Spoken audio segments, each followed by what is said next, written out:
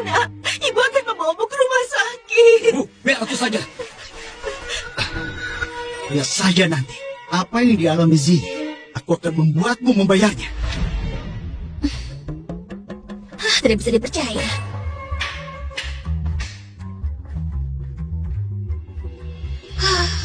Akhirnya drama konyol ini berakhir. Oh, aku lapar sekali. Hampir lupa aku terus.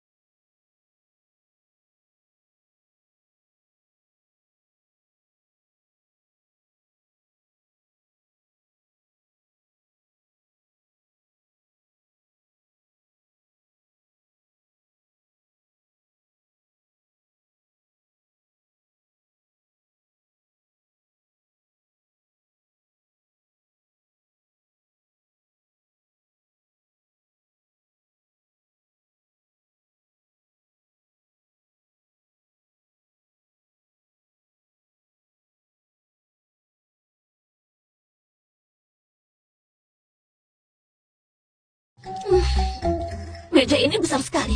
Dulu aku tidak pernah makan enak. Hari ini aku akan mencicipi semua satu persatu. Inilah berkah dari fitnahan Suzy. Kakak, jangan dorong aku. Jangan dorong aku. Sayang, jangan takut. Ibu ada di sini. Ibu tidak akan membiarkanmu terluka lagi.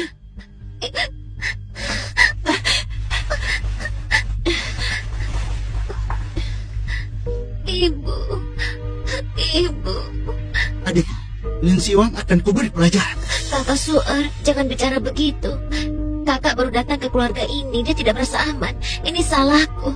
Aku membuatnya marah. Kalian jangan menyalahkannya. Dasar bodoh. Kau terlalu polos dan baik hati. Aku hanya punya satu permintaan.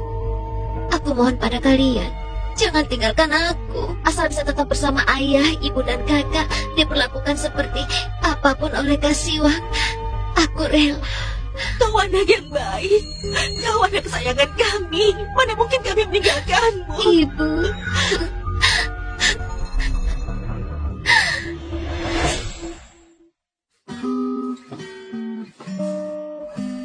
Kepala pelayan, sarapannya mana? Maaf Nyonya Lin, pelayan dan koki semuanya sedang libur. Oh, tiba-tiba libur? Lalu yang lain tidak sarapan? Tuan besar dan Nyonya beserta kedua tuan muda semuanya pergi ke rumah sakit. Jenguk Nyonya Jiji. Jadi mereka ingin membuat aku kelaparan. Tuan muda Suer bilang untuk memberimu pelajaran. Keluarga Su adalah keluarga elit kan? Kenapa mereka begitu pelit? Sekarang aku kelas 3 SMA. Jika tidak sarapan, tidak mendapatkan nutrisi dengan baik. Tanpa nutrisi yang baik, efisiensi belajarku akan menurun. Jika efisiensi belajarku menurun, maka nilaiku juga akan turun. Dan jika nilaiku turun, maka duniaku akan hancur. Kau mengerti? Mengerti tidak? Aku tidak mengerti. Ya sudahlah, ini bukan salahmu juga. Biar aku buat sendiri saja.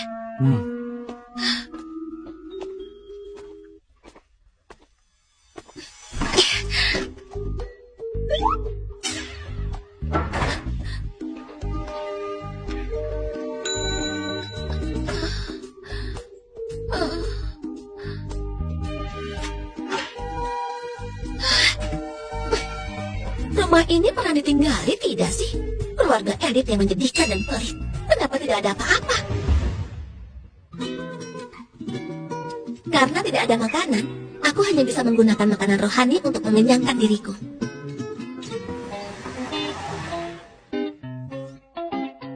Tidak ada menjemputmu lagi ya? Baiklah.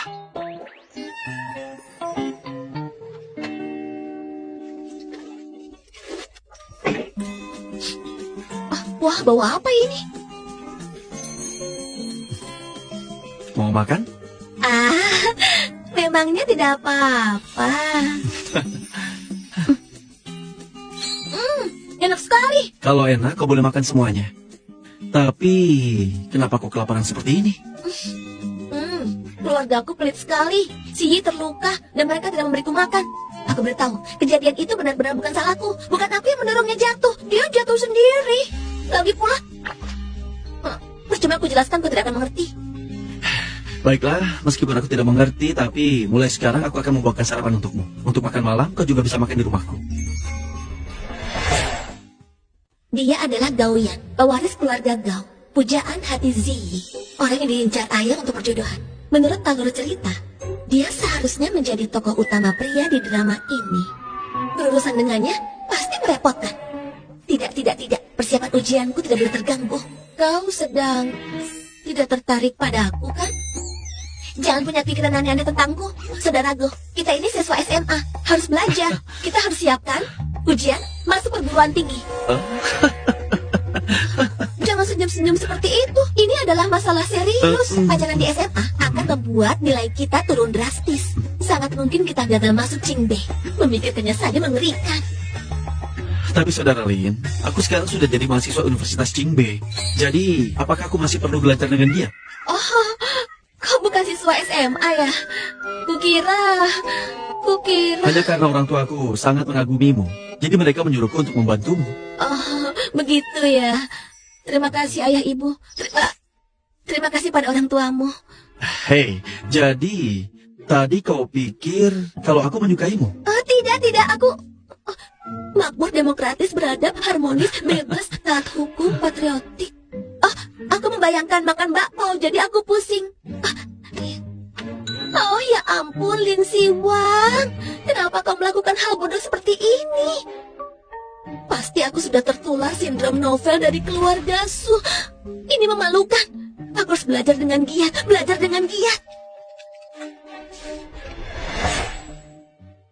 Zi, kau sudah cukup lama di rumah sakit. Kau pasti bosan ya? Kalian beberapa hari ini terus menemaniku tanpa henti. Menurutku justru Kak Suer yang bosan ya. Zi dapat nilai bagus sekali. Kita belum sempat merayakannya. Syukurlah, dia sudah sembuh. Ayo kita rayakan bersama. Terima kasih Ibu, terima kasih Kakak. Boleh juga. Sekalian ajak keluarga Gong supaya lebih ramai. Semua ini gara-gara Lin Siwang. Kalau bukan karena dia, kau tidak akan menderita. Sudahlah Kak Suer, aku sudah tidak apa-apa. Maafkan Kak Siwang ya.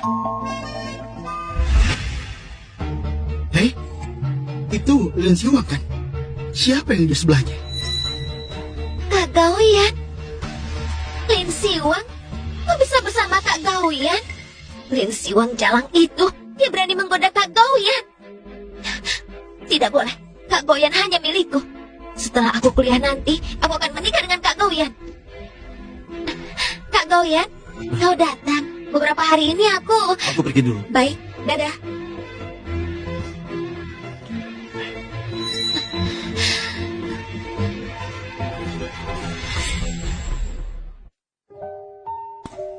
Yan sudah pulang. Bu, aku pulang. Keluarga Su di sebelah mengadakan pesta untuk putri mereka. Dan khusus mengundang kita. Aku tidak mau pergi. Kenapa? Kau masih trauma karena terus dikejar putri keluarga Su sebelumnya. Putra kalian dikejar-kejar wanita gila. Apanya yang lucu? Kau ini. Tapi ibu dengar, putri kandung keluarga Su yang baru diakui justru sangat berbakat. Waktu ibu ke sekolah, ibu dengar ujian simulasinya 700 poin. Gadis itu benar-benar luar biasa. Pesta perayaan itu pasti untuk merayakan keberhasilannya. Kalau begitu aku pergi, aku ikut. Bukannya tadi dengan tegas kau bilang tidak mau pergi. Kenapa? Berubah pikiran lagi. Belakangan ini Yan sering sekali pulang ke rumah. Tadinya aku kira dia memperhatikan kita berdua yang kesepian. Ternyata setiap hari dia mengantar jemput gadis tetangga itu. Rupanya itu sebenarnya yang dia inginkan. Jadi kau tertarik dengan dia? Kau bilang mau ke pesta perayaan. Kalau begitu aku naik dulu ya. Aku mau ganti baju.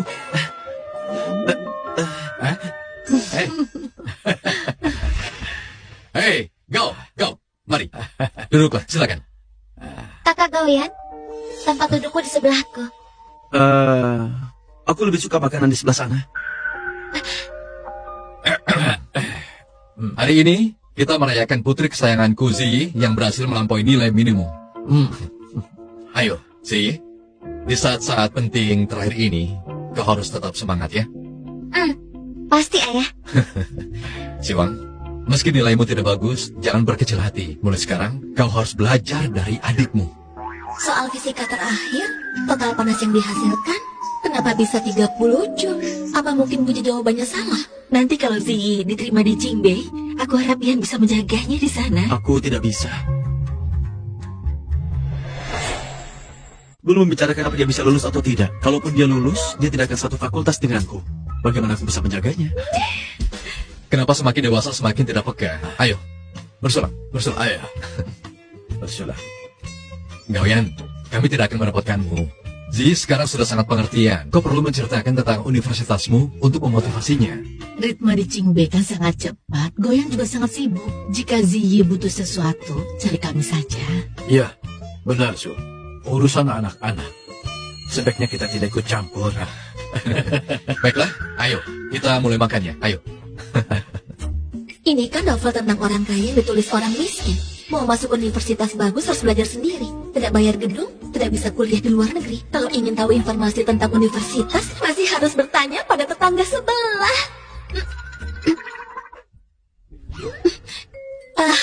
Maaf ya, maaf. Dia pasti sengaja melakukannya. Berani-beraninya dia mengejekku di depan Kak Goyan. Lin Siwang, Ziyi hampir menangis dan kau masih tertawa. Tidak punya sopan santun, nilaimu tidak bagus, hatimu tidak baik. Apa hakmu mengejek Ziyi?